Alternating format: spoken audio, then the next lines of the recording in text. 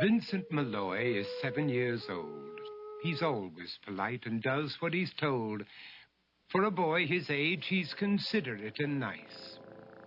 But he wants to be just like Vincent Price.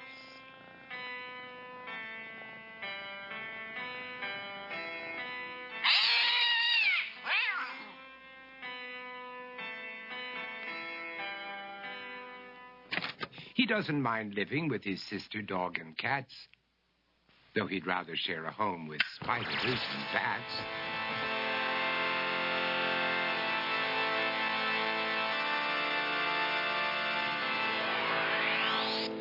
There he could reflect on the horrors he's invented and wander dark hallways alone and tormented.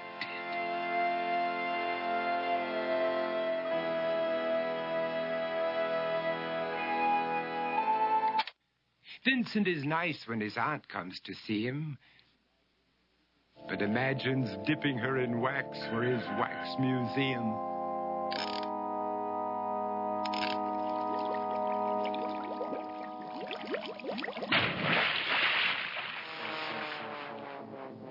He likes to experiment on his dog, Abercrombie, in the hopes of creating a horrible zombie. So he and his horrible zombie dog could go searching for victims in the London fog.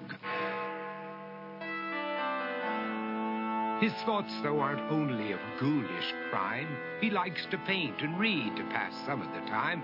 While other kids read books like Go, Jane, Go, Vincent's favorite author is Edgar Allan Poe.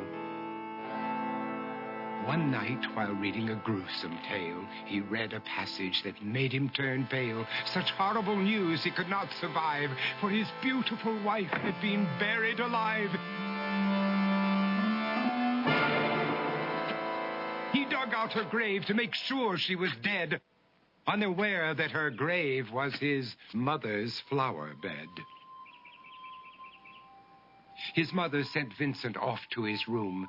He knew he'd been banished to the Tower of Doom, where he was sentenced to spend the rest of his life alone with the portrait of his beautiful wife. While alone and insane, encased in his tomb, Vincent's mother burst suddenly into the room. She said, "If you want to, you can go out and play. It's sunny outside and a beautiful day."